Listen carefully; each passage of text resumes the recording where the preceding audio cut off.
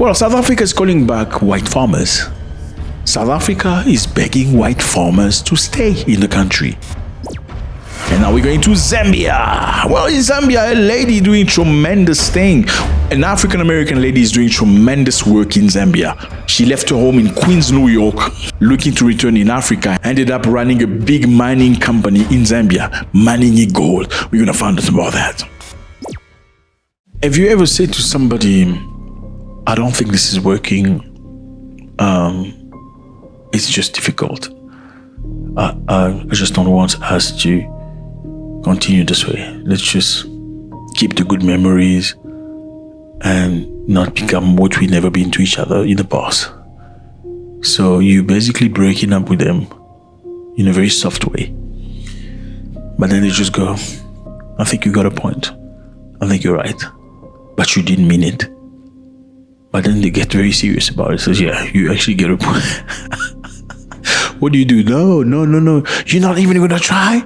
You're not even gonna try this? You're just gonna let me go? Right. It's very toxic, isn't it? It is toxic. But people still do that stuff. You know, I'm sure here among you, many of you have done it before. Yeah, it's not always good, right? Yeah, sometimes you just gotta work through the hurdles that you're facing and stop manipulating people into saying I'm leaving, but you don't intend to really leave. Until they say, okay, I think you're actually right. I don't think this is working. And then you lose it. Well, South Africa is calling back white farmers. South Africa is begging white farmers to stay in the country. Please don't go. Please stay. We can work things out. Please don't go to the United States of America. I know a lot of people out here in Africa were clapping when white farmers, Afrikaners, decided to leave. I mean, not all of them, but at least 49 have left already. There are contradicting versions. Some people talk about 59, some talk about 49. So yeah, we're a bit stuck. And when they say they were leaving, people were clapping and, hey, yeah, they must leave, whatever. Well, the South African government, through the Vice President, Paul Mashatile, he's begging South Afrikaners not to go. What's up, everybody? Hope you're doing good. It's a beautiful day. Thank you very much for stopping by. It's actually very cold out here. You have no idea. I'm just going to do this very quickly so I can go, get warmer. But because I appreciate you, I value you. I know you value me too. That's why you come every single day. Therefore, I'm not going to drop you. Okay, let's get to this. Here's a map of South Africa. Beautiful place, lovely people. You've never been, I encourage you to go. But before we do that, please click on the button. Okay, subscribe if this is your first time. We want you here. We like you here. We want you to stay. Yeah, we do want you to stay. Just click on the button right here. It's going to take you half a second. Thank you. Next thing, just click on this button here. It does this. Okay, everybody, it's done. Great stuff. We're in South Africa. Here's a map again.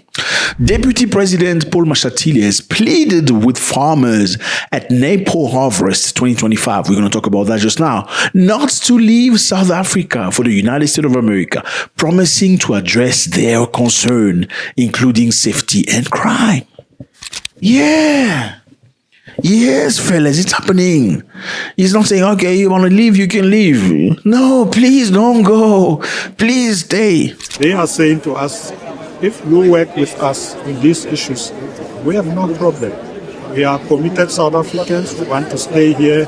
We're not going anywhere. And we do encourage those who are living to please stay. There's no need to leave. Let's work together. Let's build this beautiful country together.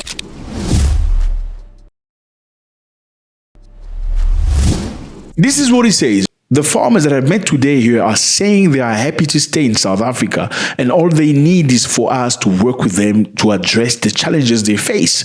This is what he made as a remark, saying while speaking on the sideline in Nepo Harvest Day. We're going to explain to you what Nepo is.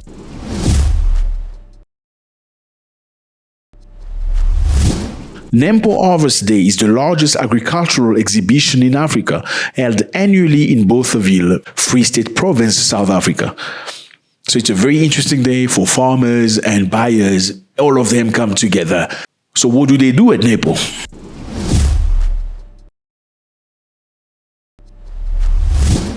So companies showcase and demonstrate tractors, harvesters, drones, irrigation system, and other cutting-edge farming machinery. And farmers can come and test equipment and look at them and, and try the simulation of all these machineries.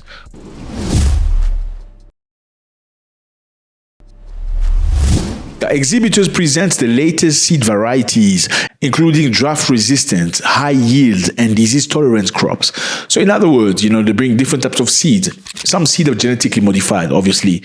When you talk about drought-resistant seed, these are seeds to resist the heat and the drought and stuff. It's not necessarily clean like that. It's genetically modified, but people eat it, so it's fine.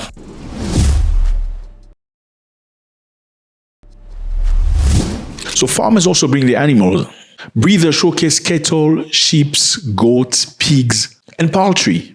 Farmers can attend a talk on animal nutrition, genetics, and veterinary care. So it's also a place where farmers can come bring their animals, learn about how to develop animals, how to take care of them, how to treat them when they're sick and stuff like that. So it's a place where people gather, all these agricultural, all these big farmers will come together, show each other things. It's also a great place for business networking and partnerships. So when you're a farmer and you bring a specific type of product and other farmers bring things too, it's a great way to network. And the buyers, the big buyers also come there, like big supermarkets will come and talk to the farmers. I want you to supply me apples. I want you to supply me bananas. I want you to supply me meat. This is a great networking place. So it's a major event once a year in South Africa.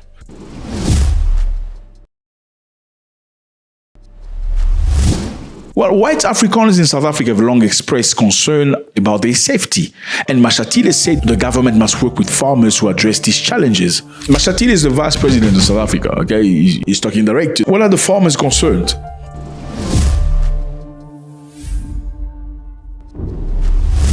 Mashatile said, one of the farmers' concern is rural roads. They want us to work with them to deal with that. Basically, they want them to build roads, to fix the road in rural areas. Because remember, farmers, in most cases, live in remote places, very far away, not necessarily developed. So they want to have access and exit.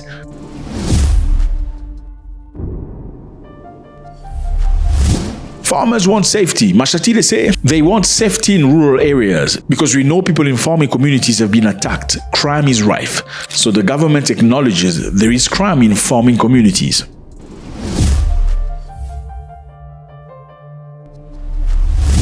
Mashatile say they want us to work with them to ensure access to market, including international market and access to finance. Those are some of the things that they're saying to us. If you work with us in these issues, we have no problem. We are committed South Africans. We want to stay here. We are not going anywhere. So Afrikaners want to stay in South Africa. The ones that Mashatile made in 3 conditions. Condition number 1, you must build road in rural areas. Condition number 2, you must assure their safety. Condition number 3, they must have access to international market. So in other words, like Mashatile said, they want access to finance. So you need to finance them as well. Yeah, so treatments must be good. You need to build road, ensure our safety, and give us access to finance. It's a condition, isn't it? Now, why are we talking about this? Because earlier this week, 49 Afrikaners left South Africa for the United States of America, citing South Africa is not a nice place anymore. They're being mistreated, they are victims of genocide. They claimed freeing discrimination, violence in South Africa, stirring international debates, claims of persecution, farm murders targeting white South Africans. Now, is this true? Question mark.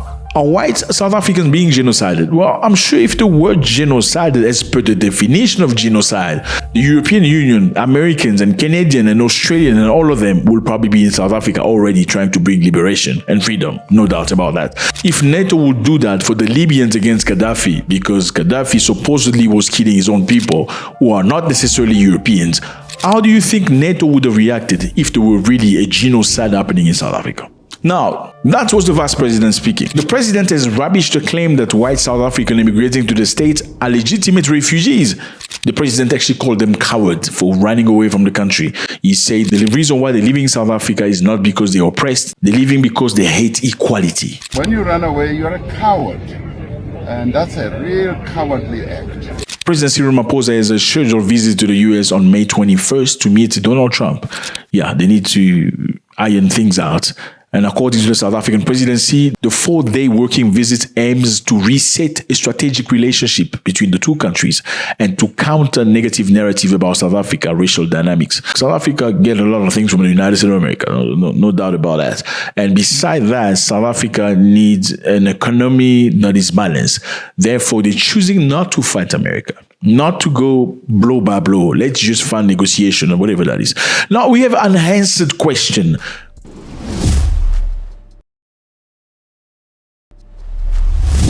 Question number 1. Since the vice president said that Afrikaners should not leave South Africa, they should stay and they will build the country together, will South Africa abandon its project of taking lands back, even if it means for community use?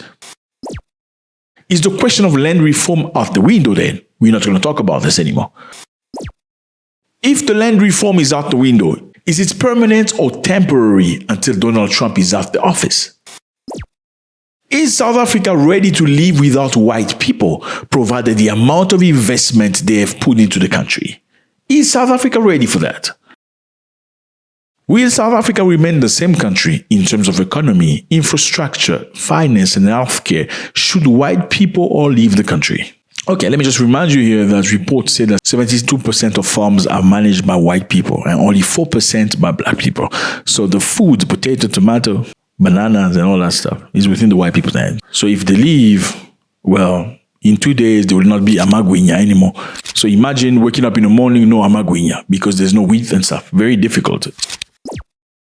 Are we just talking, we want the land back, but we don't really mean it? Just like the person in a relationship that says, okay, I think this is too much, I actually want to break, or I want to part ways. Then when you say, okay, I think you're right, they go, oh, no, don't go. And now we're going to Zambia. Well, in Zambia, a lady doing tremendous thing. An African-American lady is doing tremendous work in Zambia. She left her home in Queens, New York, looking to return in Africa, ended up running a big mining company in Zambia, mining gold. We're going to find out about that. Okay, so we're going to Zambia. Zambia is right here. Beautiful place, lovely people. We've spoken about Zambia quite some time here. Okay, today it's quite positive. All right. A lady named Gia Harris, owner of 200,000 acres of mineral-rich land in Zambia.